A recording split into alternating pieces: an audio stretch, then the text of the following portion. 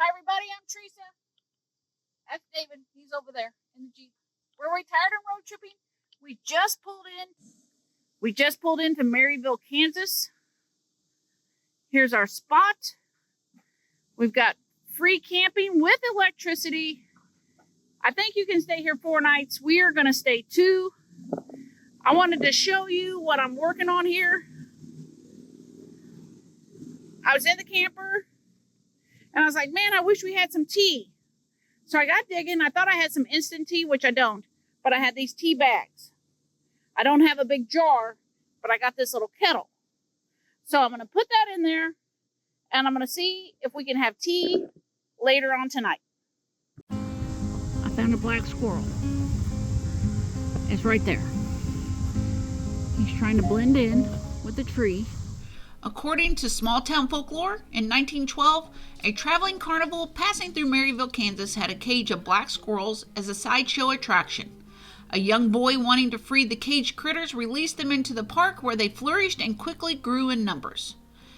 Today's town population of squirrels is about 1/5 black, while the rest is the standard eastern gray or red. The town of Marysville has embraced the bushy-tailed mascot. They have started an art installation of 34 fiberglass sculptures placed throughout the town, and it is called Black Squirrels on Parade. We will be spending some of our time here going around and looking at these awesome black squirrel sculptures. Okay, Dave wants y'all to see his bent wheel. We had a little incident. The bikes were on the back of the Jeep rack. Somebody swung too wide and hit a post. Then the ratchet strap come unhooked and dragging down the road. How are you going to fix that, Dave?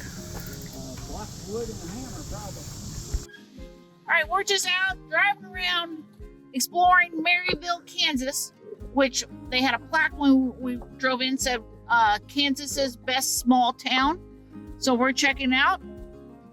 Here's the old railroad depot. Union Pacific Depot. Union Pacific Depot. And look at this cute stuff up at the top. Okay, really nice. They have a statue of Pony Express rider here, and later on there is a museum, Pony Express barn and museum we're going to go see. And I think they just they reenact the Pony Express every year, and I think it came through here about 2 months ago. All right, we're underneath that highway to come over here to this ferry, historic ferry that they've preserved. It is a weird way to get over here. Just know that. But we persevered. We would not give up. We wanted to see this historic ferry. US 34 was what we just drove under. It's called Marshall Ferry, and it's at the Historic Trails Park. All right, history of this site. In the 1800s, this site was 100 feet south of the Blue Earth, or the Big Blue River. In 1851, Francis Marshall built a group of cabins near his home site on a knoll. There was a U-sheet in the river, and in 1930s, a new highway and bridge were built. Trail traffic often crossed a low water ford north of this park, bringing westbound travelers through this very spot on the south bank of the river. Marshall's rope ferry operated further upriver. Often hundreds of wagons with thousands of pioneers camped for days waiting their turn to cross. Pioneer death from illness was common, and diaries tell of many graves near the crossings.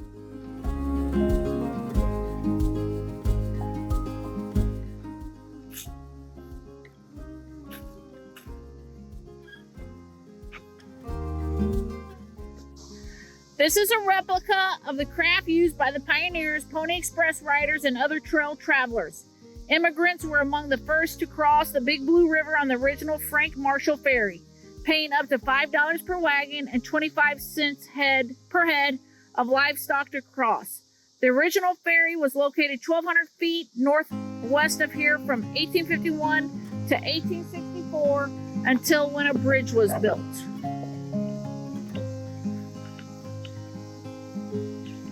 Alcove Springs, we're going there next. Approximately 6.5 miles south on the East River Road. Campsite on the Oregon-California Trail named by the Reed Donner Party of 1846. Burial site of Sarah Keys of that party. Also used as an early 1820 by fur trappers and missionaries. And then there's just other little plaques here. St. Joe Road, the Mormon Trail, the Military Road, the Pony Express Trail. Here's a map of all the trails. Look at all the history. Marysville right here. Every trail going through here. And we're going to be down at Atchison tomorrow. Oregon Trail, the Overland Stage, the California Trail, the Otay, Missouri Trail. Interesting. Well, this is what we do best, people. Just happened to grab this book from at home before I left. Western Missouri through northeastern Kansas, Oregon Trail. I got this at Casper, Wyoming. So right here in the book is Alcove Springs near Marysville, and that's where we're staying. Alcove Spring became a favorite camping and resting area westward bound immigrants beginning in the 19th century.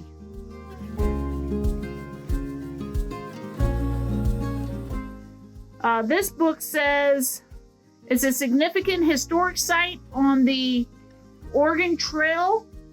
The scenic spring was a popular campsite mentioned in many immigrant journals.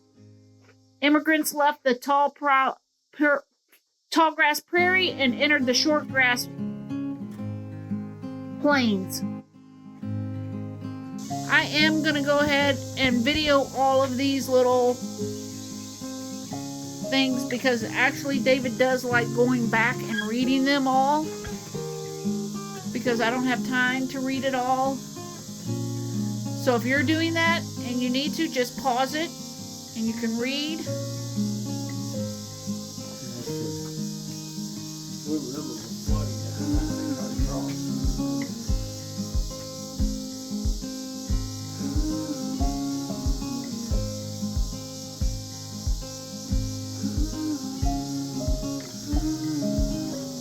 Visitors are encouraged to explore the walking trails.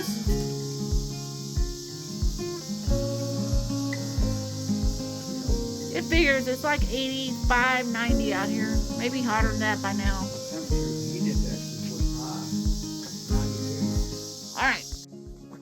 Alright, we're going down to the Alcove Spring, which it may not be having much water since we're right in the middle of summer.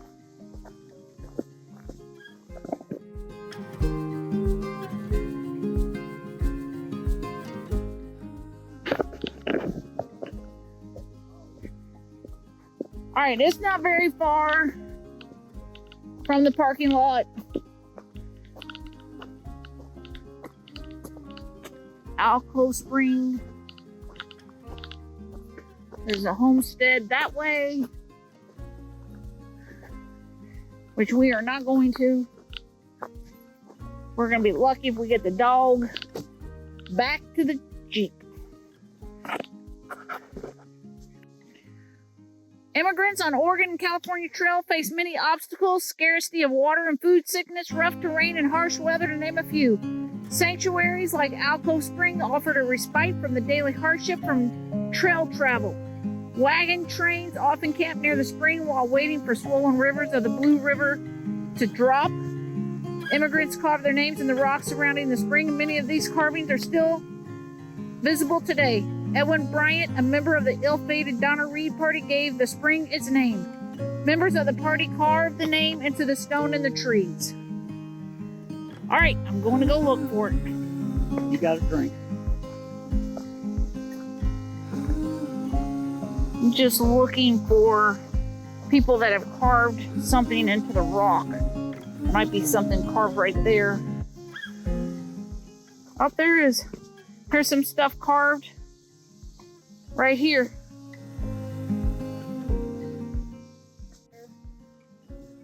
Our dog is drinking the Alcove Spring water. Oh, he loves it. he got overheated on the Alcove Spring trail. We'll get him cooled down. Right across the road from Alcove Spring is the immigrant camp.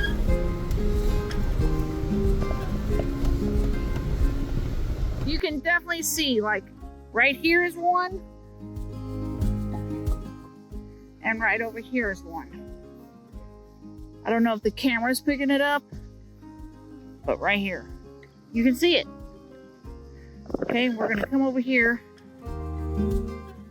Dave said somebody is buried.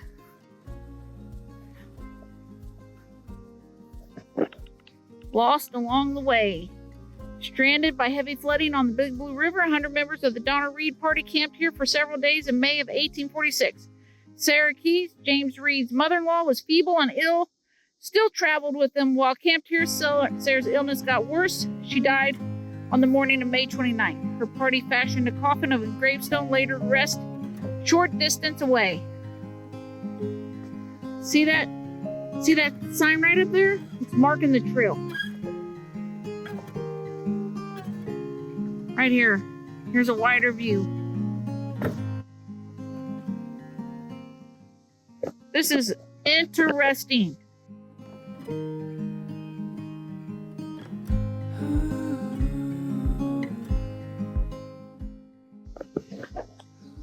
Here we go. This might be the smartest thing I ever came up with. I was making that tea out here. So Dave thought that I had food in it. And I was like, no, I'm making tea. I'm going to see if it works. And then all of a sudden I thought, I'm making tortellini tonight. And I was going to get a pot and boil it. But I was like, I'm going to put water in there. I'm going to put the tortellini in there. And I'm going to put it on the Blackstone and see if it works. I will let y'all know. All right, I think I've added this.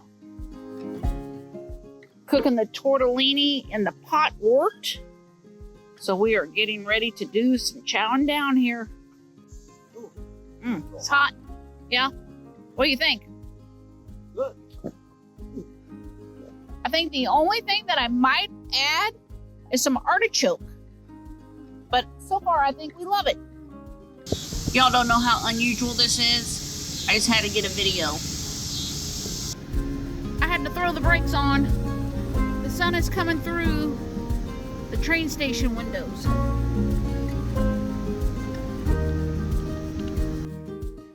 They have these cute little music making things right here. And beautiful flowers. And there at the end is the Pony Express statue. This is the actual Pony Express station.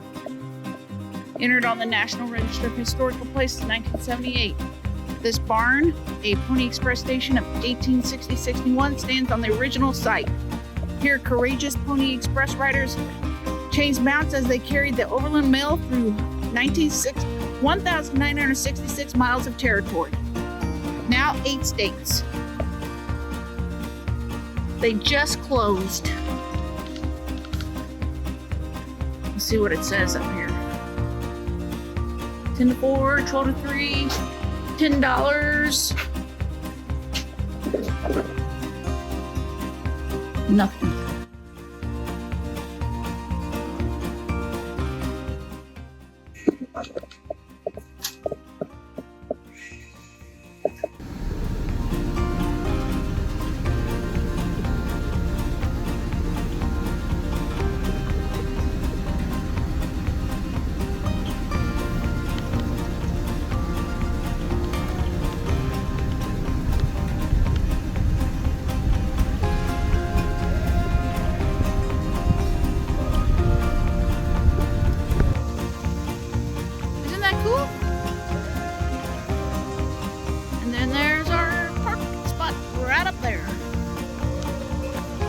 This football field. This is a high school football field.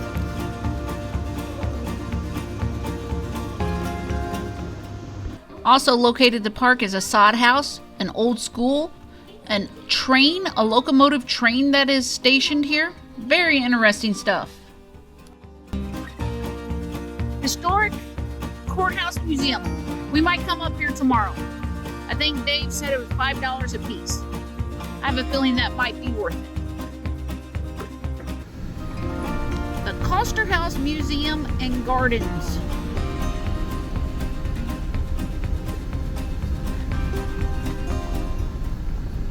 In 1876, Charles Coster married the schoolmarm, and he proceeded in redoing the gardens. Added 13 white beautiful statues. Laura Ingalls Wilder described the lions and the dogs guarding the gates in her journal. They have little goldfish. We used to have a goldfish pond till Tara tried to shoot a frog with a BB gun and missed the frog and put a hole in the goldfish pond. That's good memories. Built in 1876, the Charles Coster House boasts original furnishings and 13 beautiful white statues in the garden. Marysville, Kansas has embraced the black squirrel population in the park by having these black squirrel statues located throughout the town. You can find a map online. Dave and I did enjoy driving around town, seeing as many as we could. We picked out our favorites. There are many more pictures at the end of this video. I just wonder, we're done with the squirrel chasing. Well, maybe. There's one over there. There's two more over there. Okay, we're not. Check out this pool. 6 courts over there on the tennis. And then this huge playground for the kids. This place is amazing.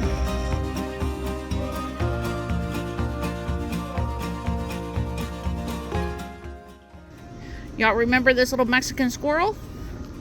Well, guess who's getting dinner from El Ranchero? The first food that we've eaten from someone else's hand other than mine for dinner in 18 days.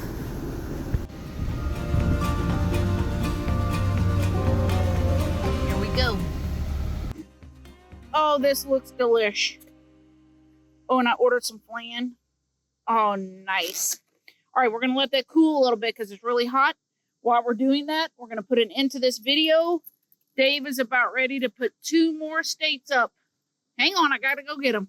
All right, here we go. This is so exciting. North Dakota is going on.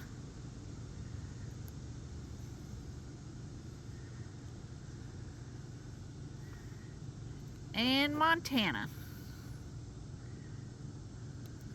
Woo! We are slowly but surely getting our states filled in. Good job. All right. All right, Dave, here we go. Can you believe that this is our last video of our 2024 North Dakota, South Dakota trip? We've been gone for 18 days. Yep. You just put our 2 stamp stickers on. We have seen so much. Make sure and check out our playlist. I was looking through, I got to keep albums on my phone for the videos and the pictures, and I came across something. Dakota Sunset Museum. Like, that was like our 2nd or 3rd day out. It seems like it was so long ago, and it was just 2 weeks ago. Yep. What do you think about our trip? We had a good trip, didn't we? Yep, we had a good trip. Missed some storms. Had popped down in one storm. I forgot what town that was. Towner, wasn't it?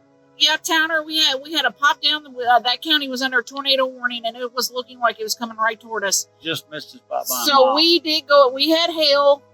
Got that on video. We did pop down. We just didn't want to risk it. And then, of course, at the Badlands, Yeah. had my heart set on camping there on the wall. And we were there as we were setting up, the wind just started picking up, and we just looked at each other and like, are we going to do this? And we both knew that we both wanted to stay there.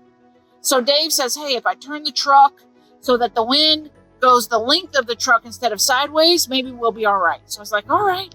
So we tried that, and then after we got it up, it was just so windy that it wasn't worth the risk.